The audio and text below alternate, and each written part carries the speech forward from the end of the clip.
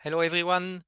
Good morning, good afternoon. I'm Jérôme Paris, Managing Director of EENA, and I will be your host today. Welcome to this EENA webinar on emergency communications handling around the world. This webinar series looks at many different countries to understand their challenges and give a comprehensive understanding of emergency calls handling systems across Europe, but also beyond. So in this first webinar, we will hear from Moldova and from Mexico. Our first speaker will be Anastasia Silion, specialist in international relations, who is working for the National Single Service for Emergency Number 112 of Moldova. And our second speaker will be Oscar Emilio Laguna Maqueda, National Coordinator of the 911 Emergency Service in Mexico. He works for the National Information Center in the Executive Secretariat of the National Public Security System of Mexico. So now you know our two speakers. Before I go further, I would like to remind you that this webinar is automatically captioned in your language. To activate the caption, please follow the instructions written on the screen right now. It's pretty easy to do. And also, I would like to let you know that this webinar is recorded and will be uploaded to our YouTube channel later on. It will be also on our website in the webinar section. So Anastasia, Oscar, it's a pleasure for us at EENA to welcome you to this webinar. And Anastasia, the floor is yours. Thank you for your introduction. It's a great opportunity, and we're thankful for this chance to discuss. I'm going to share my screen. And if it's everything okay, oops, no. I'm gonna start. So today I would like to introduce the essential emergency service in the Republic of Moldova and how it works. The 112 emergency number is a universal emergency phone number that can be dialed free of charge in Moldova. It is designed to provide immediate assistance in a wide range of emergency situations, including medical emergencies, fire incident, or police matters. National Single Service for Emergency Number 112, hereinafter 112 service, was created as a public institution. Service is organized in integrated structure in which the 112 PSAPs receive emergency call from throughout the Republic of Moldova, localize the caller, terminal relying on the information received from electronic communication service providers and the information received by the caller. Also, they analyze via our automated information system or 112 CIA service the obtained information, including by using other available sources like state register of legal entities, register of drivers, and so on, and also forward the call and data related to the request for intervention to the dispatcher's bureau of relevant emergency responding organization. We have two PSAPs, both located in Chisinau and covers all the country. PSAPs are interconnected and the call is routed in both locations. First, free call taker will answer the call. So model 3 is used. We see the main function of the call taking and the dispatching center here. The general emergency number calls handled by a general emergency number PSAPs. Classification and data gathering done by the stage 1. The operator asks what is happening and decide which errors should be contacted depending on the information given by the caller. Also, the operator gathered detailed data about the location and emergency situation of the caller. Parallel dispatch to medical emergency, fire, and police service if needed, and also dispatch of the intervention resources by the emergency response organization. There are two emergency call centers which, according to our legislation, should be situated in opposite area within the city of the Chisinau. As seen in the slide, the country is divided into region, north, south, center, and the administrative territorial unit of Gagauzia. Currently in the north, an integrated dispatch center is under construction. There is integrated dispatch center based in Chisinau. In the south, there is no integrated dispatch center. They are separately, and in the administrative territorial unit of Gagauzia, there are only medical dispatch center. And of course, near of the localities of each zone, mobile intervention team are located. And here are the number of the call takers, fire dispatchers, medical dispatchers, and the police from whole country. If we talk about the caller location, upon receiving a call in automated informational system, CIA 112, information about the caller location is gathered from sources such as automated number information, automatic location information, advanced mobile location, global navigation satellite system, and mobile location protocols. The information from the subscriber database of communication service providers is accessible to our CIA 112 throughout two methods. Each of these methods has advantages and disadvantages. The first is very secure and fast, but the data can become outdated. The second provides the most current data, but may come with delays or be missing. Both methods offer data that was recorded in the database at the time of contract signing, which could be a considerable period. During this time, some street name or even localities could change. Moreover, this information was entered by people without being verified against a specific nomenclature of names, which is why address name may be written with errors. And this is how it looks in our system. It has to be mentioned that we use Kortcom in the solution from Sweden. And this is how it looks in our blocks. The mobile terminals location based on information from the mobile network operator as follows. In the CIA 112 database, information about the coverage area of mobile cell is retained. Example of coverage area can be found in the figures. The area are theoretically calculated using specialized tools owned by mobile service providers. Consequently, the outline may not precisely correspond to reality and could have a certain margin of errors. The given area can have a radius ranging from a few hundreds meters to tens kilometers, depending on the technology used and customer density. In the rural area, the coverage area tend to be larger. For instance, the first images is from urban area, and the next two are from the rural. Upon the entry of the call into the system, the identifier of the cell from which the call was made is transmitted. So CIA 112 restores the database and displays the cell's coverage area on the map with a number indicated in its center, as seen in the last picture. The ML system involves the mobile terminal sending SMS to message to CIA 112 with its geographical location when dealing emergency number. The number of location message and the transmission interval depend on the manufacturer. So if both works for Android and iOS, and we see the different here. So for Android, the first message is sent after 10 seconds, then after 30 seconds, and then every 16 seconds until the call is completed.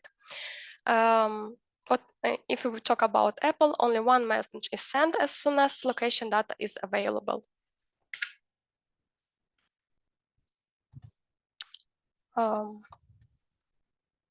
here is the data.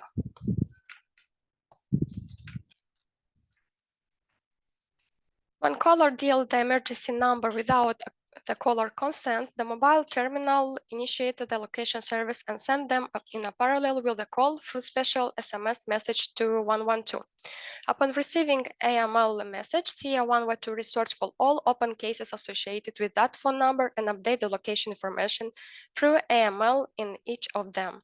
At the current moment, long records appear indicated the position method, one of those mentioned, and the radius in meters. On the map, the following will be displayed. Each of these information sources has a different degree of precision, but they need to be cross-referenced with each other, and then information providers by the caller to accurately determine the location of the emergency cases.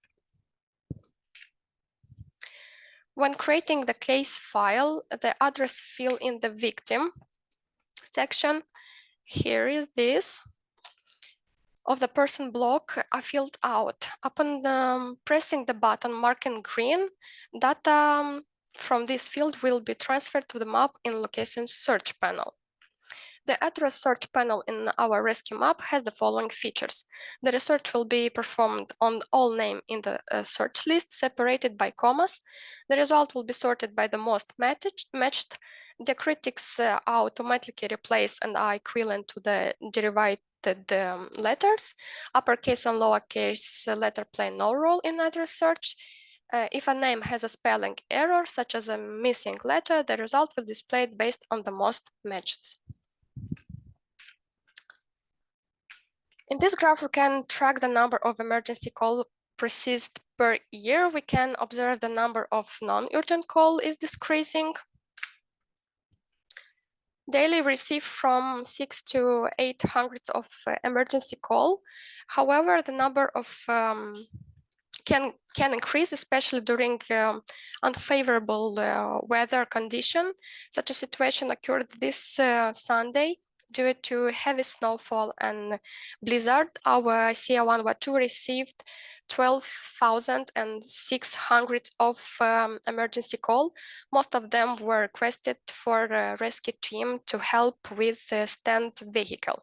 So it's our record per 24 hours. There's also, when it comes to the decrease in the number of non-urgent call can be to the emergency number 112 can be attributed to awareness campaign, particularly those targeting primary school conducted within the premise of the emergency call center in the Republic of Moldova. This initiative have played a significant role in educating young individuals about the proper use of emergency service, fostering a sense of responsibility and ensuring that the vital resources are reserved for genuine emergency. When it comes to distribution of emergency call per errors, the top spot is occupied by the ambulance service in medical cases. For 2023, there are data from August, so it can be updated later. The response time of errors is showing a significant improvement. This positive trend indicates that emergency services are becoming more efficient and effective in their operation. Quicker response time are critical in ensuring the safety and well-being of individuals in need. And the ongoing efforts to reduce these response times highlight the commitment to provide rapid assistance during critical situations. It's worth noting that all the emergency numbers are still being accessed, but in a very low percentage. The majority of these who access the emergency number are from rural areas. And in this graph, we can observe how the number of emergency calls fluctuated on typical day, excluding holidays or weekend. It is evident these fluctuations are directly proportional to the rhythm of the people. During to peak hours, when the number of calls increase, shifts overlap to handle the higher demand of the emergency calls. So there are 3 shifts in 2 centers. So first from 8 a.m. to 1 p.m. Second, from to 5 p.m. So second, that overlap is from 1 p.m. to 8 p.m. And the third from 8 p.m. to 8 a.m. Alerting the population is done through street sirens, alarm, and by using TV and radio. Population alerting is the responsibility of the Ministry of Internal Affairs, and we are currently in search of a mobile alerting solution. If the caller does not have an emergency related to emergency services, the operator could redirect them. For example, calls that are about providing information are redirected to Multelecom Information Office. Since 2022, many calls have been received from foreign citizens, such as refugees from Ukraine. Thus, the operator redirects the caller through our informational system to the hotline numbers that deal with the refugee issues. Moreover, the 112 service has signed an agreement with the NGO La Strada. This provides a trusted hotline for women and children who have been the victim of physical, verbal, or emotional abuse. In this case, where the caller reports such an aggression, after the police and ambulance have been dispatched as necessary, a connection is made to La Strada counselor for psychological assistance. And if you talk about the future project, we aim for public awareness regarding conscious call to the emergency number 112 to persist. Therefore, in the coming year, we will continue to carry out citizen awareness campaign. The 112 service has ambition plan for the development of two projects. First, there is a focus on extend the automatic information system to EROS through the integration of mobile devices. And this initiative aims to enhance communication and efficiency in emergency situation. It has to be mentioned that the EROS use mobile phone to transmit the information about emergency. And additionally, 112 service is working on extending Tetra station to support ambulance and firefighters, because the police already use Tetra, ensuring a more robust communication infrastructure for this critical operation. These projects underscore the commitment to advancing technology and communication with emergency response framework. And that is, I want to tell you, and as a cornerstone of public safety, 112 remain steadfast in the mission of providing timeless, instant, and contribute to a safer and more secure environment. So do not hesitate to ask for more information. And because I'm not a technical engineer,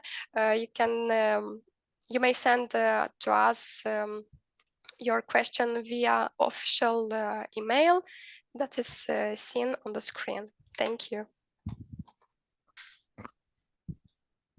Thank you very much, Anastasia. Was a very interesting presentation. I don't know if we have any question. If you want people following this webinar, you can ask your question on the chat, and we may ask a few of them to Anastasia. Otherwise, indeed, there is this possibility to send emails. Oh yeah, so we have a question from Irache. Hello, Irache. So I will read the question to you, Anastasia. So the question is about the app for first responders. Is this for any type of mobile device? So I guess here, is it for smartphones, but also for tablets maybe, or any other device? It is a question about what use the PSAPs. I think here it's about the app, the project that you mentioned at the end. I think so the we first want to extend our solution to our mobile devices in intervention team vehicles. So the information about the emergency situation could be transferred electronically through our system. That is like extension of our CORDCOM system. It calls Rescue Mobile. So we use CORDCOM. It has a rescue map, and this rescue map can be can be transferred to a mobile device that is called the Rescue Mobile. But our solution also may adapt other solution to this integration. So Okay. we are searching for a solution. So there, it's suitable for us to use a Rescue Mobile, but it also could be suitable for other applications. Very clear. Thank you. And Irache is also saying thank you. Any other question?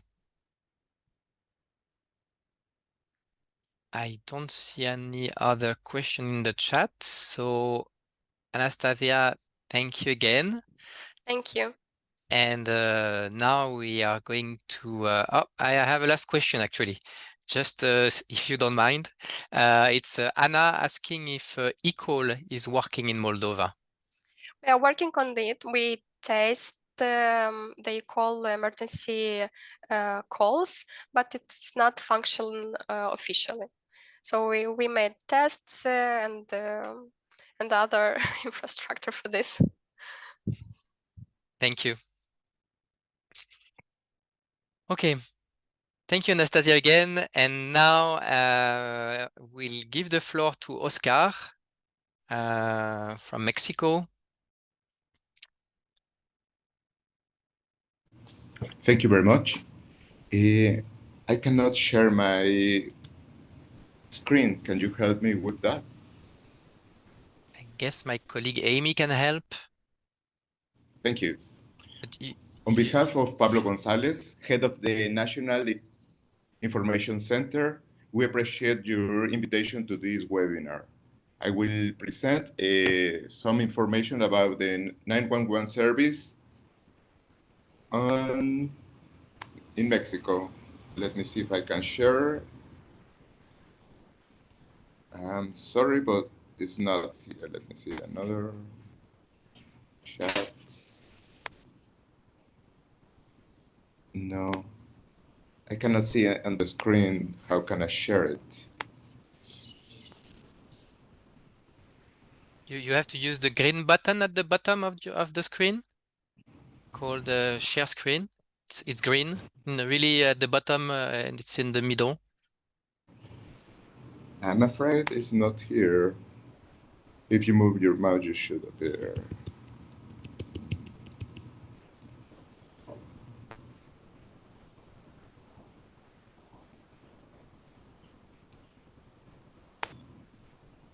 Otherwise, maybe Amy, can we share the presentation ourselves, maybe? And then Please. Oscar, you will say next slide when you need to move. Thank you very much. And Amy, the slides are in the folder of this webinar. You have them there. I'm so sorry. Meanwhile, I see an additional question for me in the Yes. chat. Yes, Anastasia. In the meantime, So, please. Yeah, thank the you. researchers we made to have the best version of the solution. Yes, it can include push-to-talk capabilities. The devices has also the video recording and infrared sensors and so on.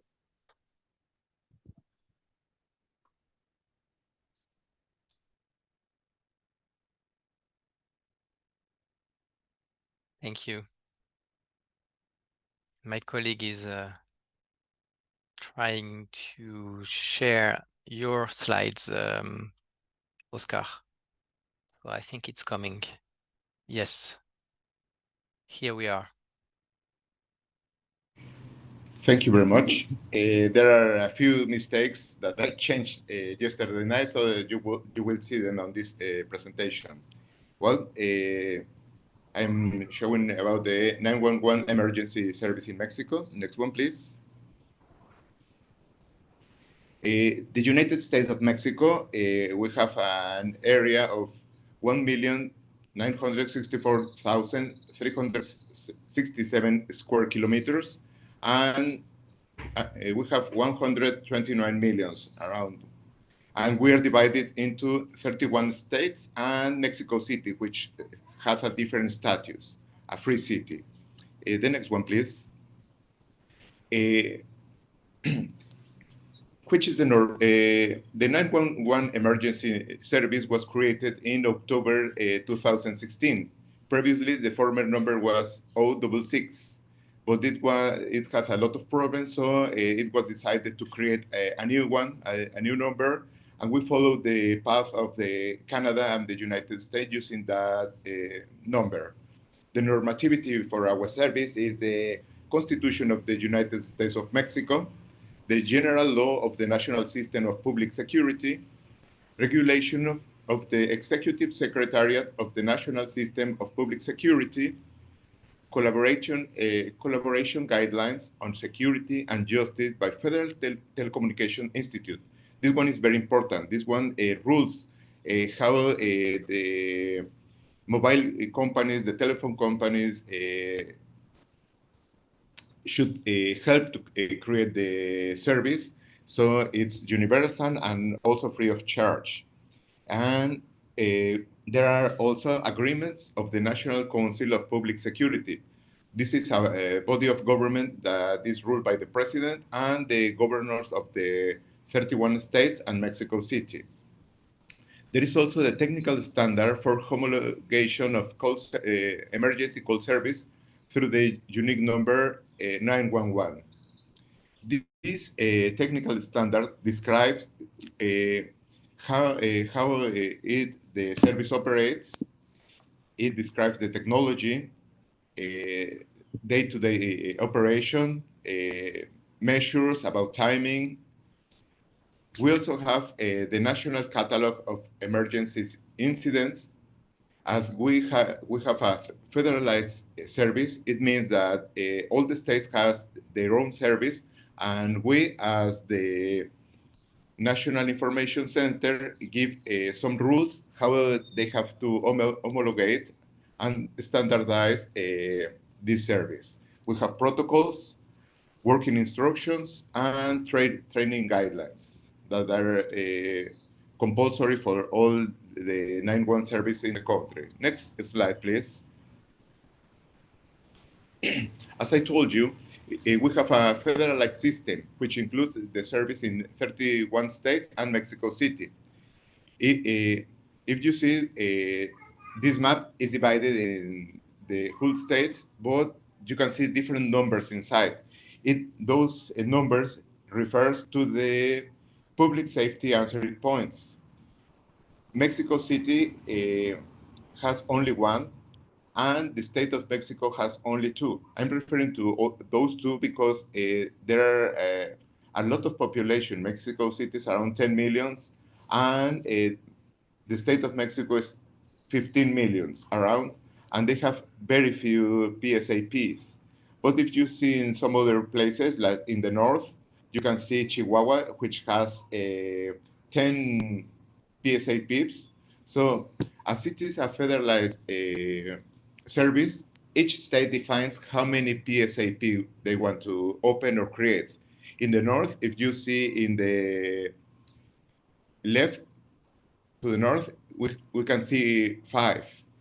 They are creating 2 more in that state. That is Baja California, and next to California in the U.S. And there are also in the center of the country, you can see 2 states which are printed in blue. One is has 44 PSAP, and next to it, has 19. That means that they have local governments PSAP. Usually, the other 30 states in Mexico, they have state-managed PSAP, but in those states, the local governments rule and they work with their own PSAP. Next slide, please. Mexico has a same roof model where operators receive a call and a dispatcher area define what kind of cooperation requires in order to answer the emergency. Police always a police patrol is sent to attend an emergency. Ambulance, there are many PSAPs. Doctors that offer first aids in some PSAPs, they can be doctors and they offer first aid by telephone. If an ambulance is required, they define what kind of ambulance and in which hospital they have to carry the person to. If it requires a special hospital, they define which one and they send the information to the police and the ambulance so they can take the person to that hospital. And the firefighters are sent to emergency location from the PSAP too. Next slide, please. We're using, as you defined, the model 3, only one emergency number. Data gathering is data is gathered by stage 1 and resource dispatch by stage 2.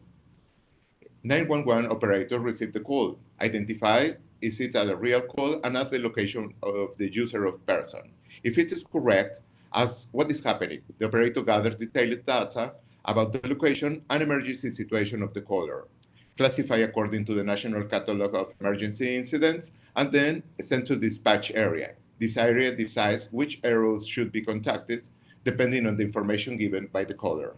911 operator continue gathering helpful data while the police, firefighters are going to the place, but they're still gathering information so they can have more knowledge when they arrive to the emergency. Next slide, please.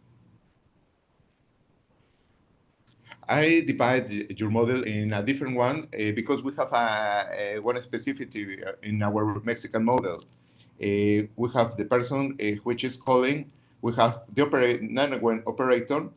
operator, but then we have another area that dispatch area. This means that they have the same computer-aided dispatch. They read what is written and they decide if they need the police, firefighters, or an ambulance. That is the main difference that I see when you were describing your models. Next slide, please. There are also non-emergency numbers in Mexico. There are the 089, which is an anonymous report. It means that you can, if you see something, say something like that, you can, if you see a crime, you can call, and anonymously, you can describe what is happening, where it's happening, and the police go and check, and also the judicial system. There is also the COVID information line that is a free number, 800-0044-800. And there is the line of life, that is 800-911-2000. In this line, there are a lot of psychologists, so they can combat drug addiction, help addict people, and they help also persons with psychological problems. As the rates of suicide are increasing in Mexico, so they opened this new line in order to help these people with suicidal problems. We do that also in the 911, but there are professionals. So when one PSAP is too small, they can refer the call to this line to a professional in psychology. And there's also a line for victims of human trafficking that is 800-832-4745 or 800-5533-000. Next slide, please. These are few figures of Mexico. As I told you, the service started in 2016, so we have figures from that time to up to now. We have seen a reduction of the calls from 59, almost 60 million in 2016 to 32 in 2023, but these figures are up to September. We have a huge problem in Mexico of misuse calls, which means they are mute calls or pranks. So they represent around 70 to 80% of all the calls. But we also have different figures in real calls. We have in this year 7,400,000 calls, which 1 million were for people asking for some kind of assistance. It means that the local government, they refer that there is a leak in the street, or there are some kind of problem not related to security. They call to some kind of assistance. But also we have security with 4,363,000. In security, we include information about the violence against women and children. So we have a lot of problem with that. We usually, the number of these kind of calls related to violence increase during Saturday nights, Sunday nights, when the people used to drink and they start quarreling and they have fights at home or in the streets. Next slide, please. The technologies available in the PSAPs in Mexico are the Geographic Information System, all emergency service, medical, police service, and firefighter have this Geographic Information System. We also have the computer-aided dispatch. All 911 service in the country have this kind of service. We don't have only one company. It's around 3 or 4 companies that offer this computer-aided dispatch. We don't have interactive voice response. And in some PSAP, they have video communication, but it's related to a company. You have to hire the company, and you will be able to receive some video communication. And we don't have tools for remote call taking. Next slide, please. There are a few ways to reach the PSAP. First, the 911 number. We have in some places the WhatsApp group. We also have panic buttons in the streets. When you can see a video camera, a security video camera that it was established by the government, they put panic buttons. So if you see one, you can press it, and you will be answered by one operator. You can describe what is happening, and they know where exactly it is. And there are some personal alerts in some PSAP.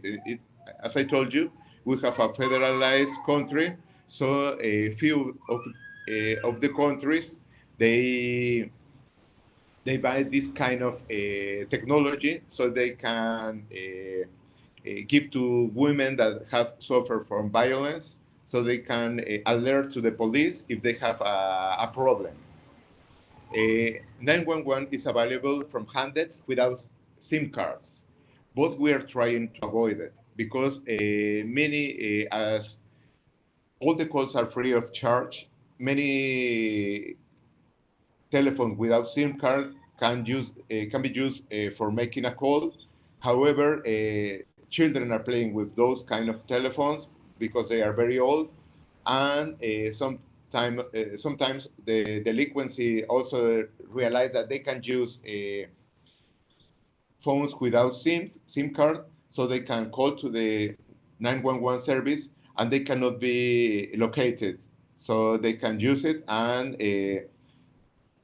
give different lies or information that is not real, so they can send police or other services to a place while they are trying to avoid the police.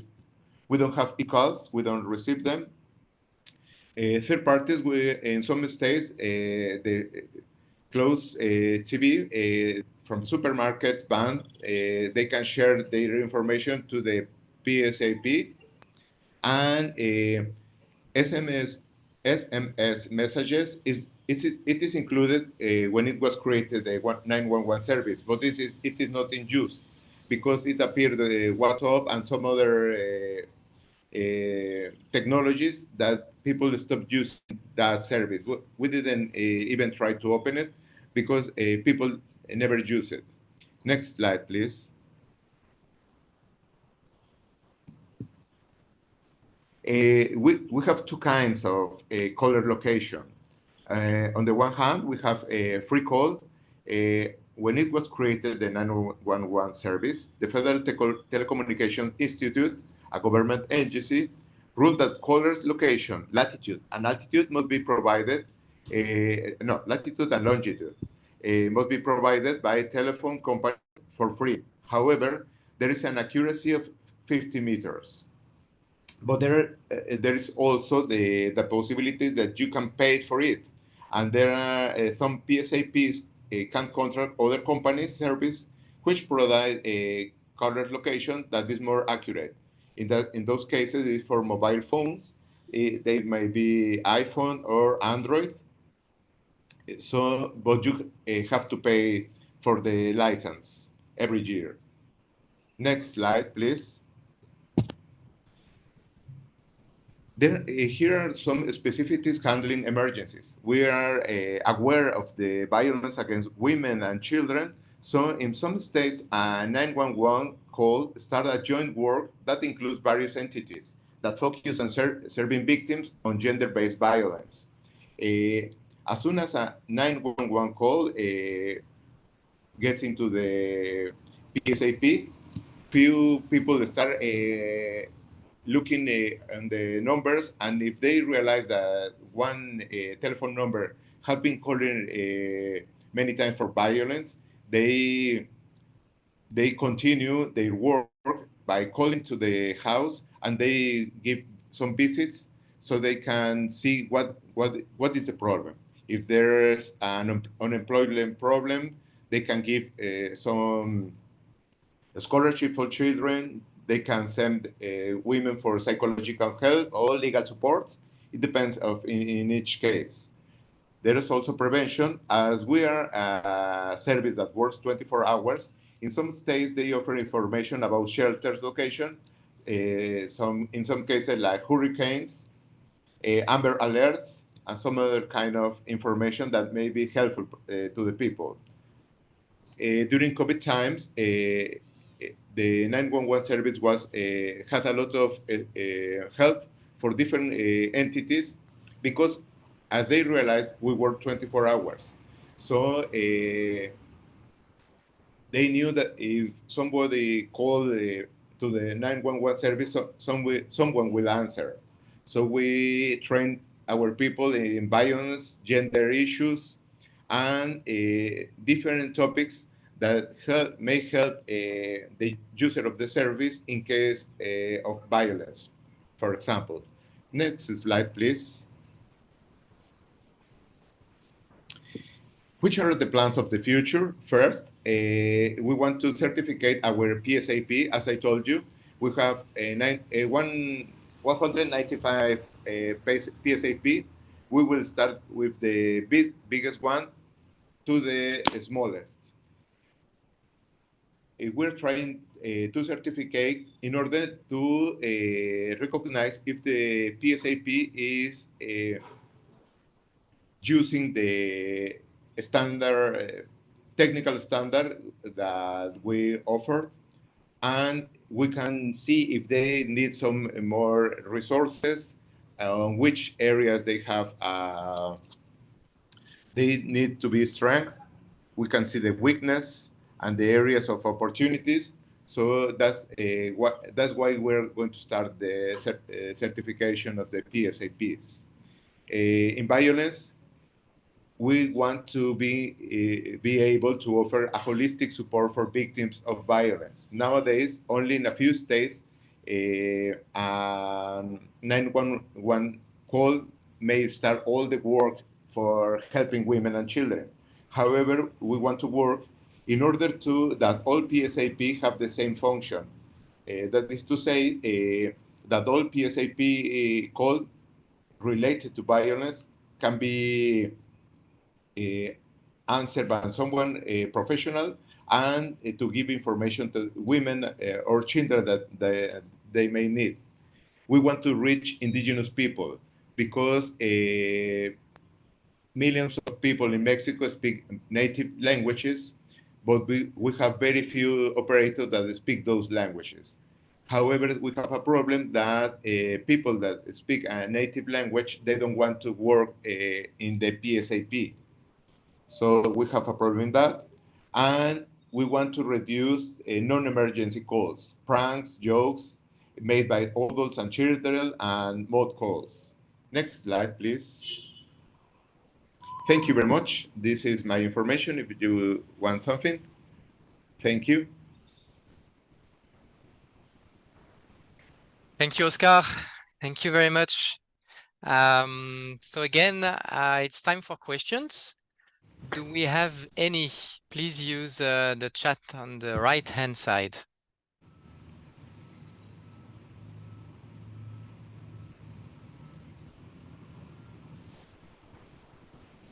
I don't see any question. Oh, yep, I have one actually. Irache, muchas gracias, Yes. Oscar. Question, do the 195 PSAPs share information? Among them, they don't share information. If they are in the same state, as I told you, there are states with 10 or 11 PSAPs, they share the information. However, to the National Information Center, all the states give us their information related to the calls. So we have the database of the whole country, but it's not that the 95 PSA, they don't share among themselves. As we haven't worked on that, we should do that. That if you open the database, you can check information, but we have to work on that. It's part of the plans of the future. Do you utilize any network location technology located to emergency calls? As I told you, one is we have Ali, but it's given by the telephone companies. And there are also different companies that use Android or iOS to locate the mobile phone. It depends on I think that it's related to Google, and they pay some fees so that they can share the location. Thank you. And there is another question about training. Have you some short indications about operators training? Yes, we have 3 courses that they're basic. It's a way, first, how to answer a call. You have to always say 911, what is your emergency? Or 911, what is your emergency? You have to ask in which place they are located. In case that a call it's in a grown PSAP, so they can send it to the right one. We also give training about how to listen a call.